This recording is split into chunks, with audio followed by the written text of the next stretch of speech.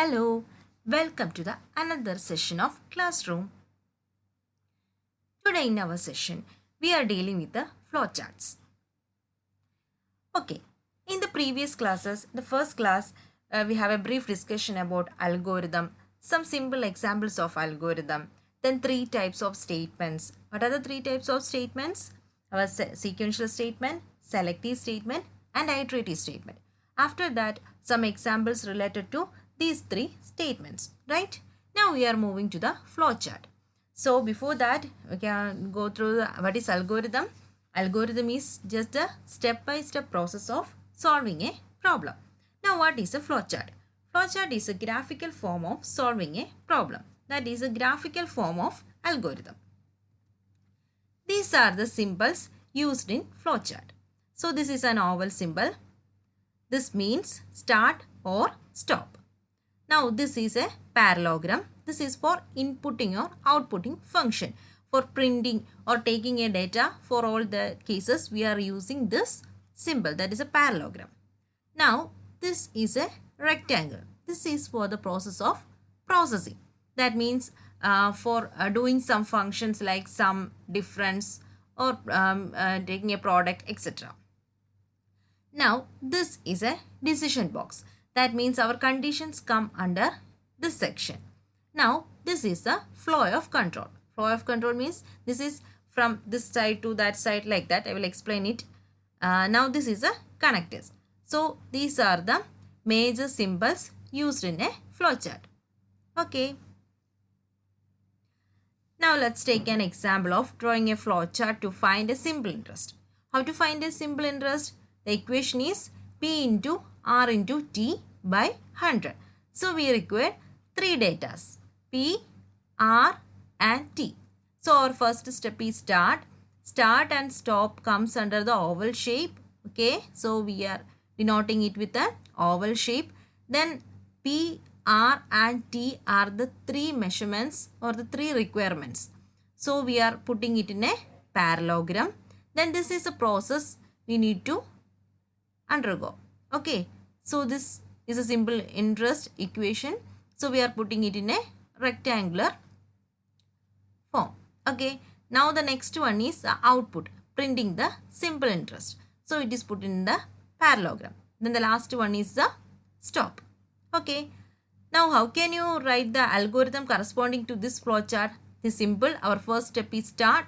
The second step is input P R T. The third step, simple interest is equal to P into R into T by 100.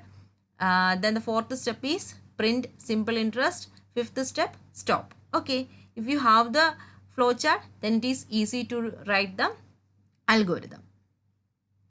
Now the second one is draw a flowchart to find the bigger among two numbers. Okay, so already we have write its corresponding algorithm. That is start comes in the oval shape. Now we require two measurements A and B. So it will be in the parallelogram. Now here comes the checking part. Okay, which one is bigger? So is A greater than B? If the condition is true, we will execute A is bigger one. If the condition is false, we will execute B is the bigger one. After that, stop. Okay, this is a condition statement. That's why it is denoted using a rhombus.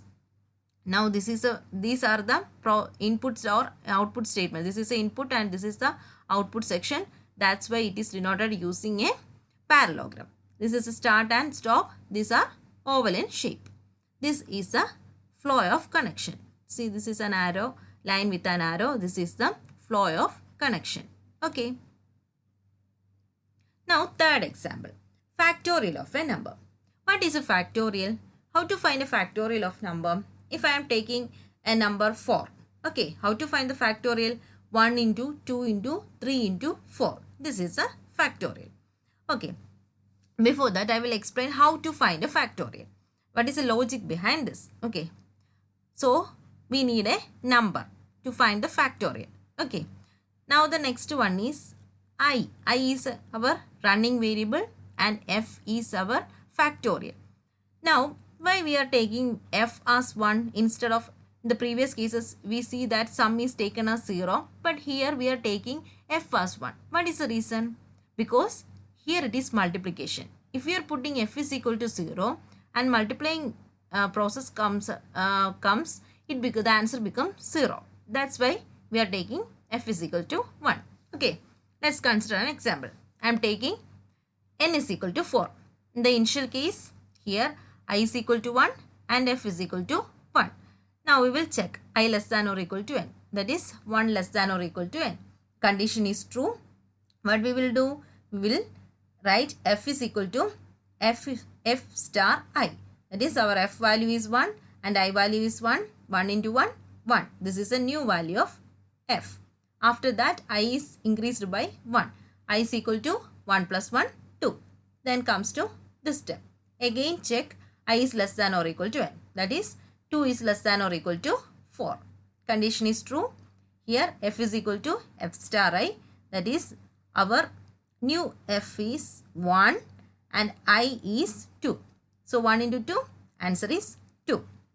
After that I is increased by 1. I become 3. Then again check I less than or equal to n. Condition is true. Then what will we do? We will multiply previous old f and I. So 2 into 3, answer is 6. Then again I is incremented by 1. So I is equal to 3 plus 1, 4. Now again check 4 less than or equal to n. Again the condition is true. So the previous value of f into this value of I, the answer will be become 24. Again after that I is incremented by 1. Then I become 5. Again comes here and check. Now check 5 is less than or equal to n. So the condition become false. 5 is not less than or equal to 4. So the condition become false. What we will do? We will directly go to print f. This one.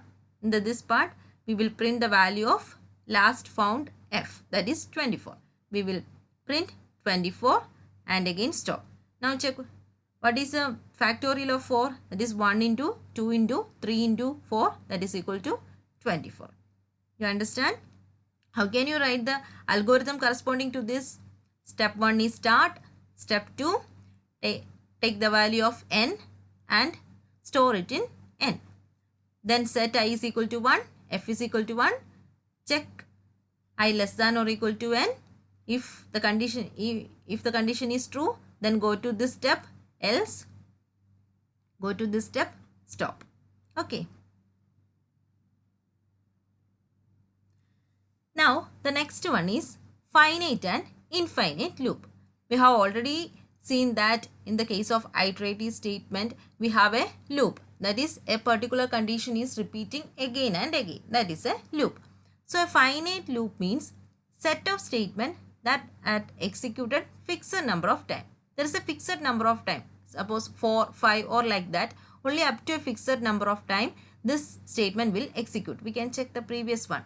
See here, depending upon the value of n, I am setting n as 4. Only up to 4 this condition will execute. After that this condition will be exit. Okay. But in the case of infinite loop, this is a set of statements that are executed again and again without any end. This is not ending. This is continuously executing the statement. Okay. We can check an example. Example, for an infinite loop, print a number from 1 to infinity. Okay. We are printing a number from 1 to infinity. For that, we can put n is equal to 1000. Okay. First step is start. After that, input n. Input n means we require a last number. Here I am taking test 1000. Okay. Now first one, putting I is equal to 1. That is starting from 1 to infinity. So putting I is equal to 1. Then check I less than or equal to. 1 is always less than or equal to n, right? So first print I. Again comes here. Again check that here the value of I is not incrementing. Before that you can come here. Okay. Again check 1 is less than or equal to 1000. So again print 1. So it will print 1000 times. If I am putting n value as 1000. If I am not entering any n value, it will again and again repeating the loop. So here see the I is not incrementing, just printing the I. and again checking the condition. This condition will always remains true.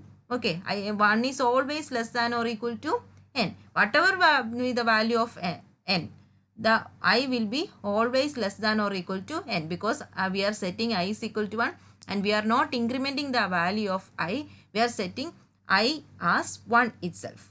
Okay, so it will continuously printing the value. It will not exit from this loop. This will continuously run. Okay. So for any doubts and notes, please mail to me to this mail ID, and also don't forget to subscribe our channel. We will include more videos related to this one. Thank you.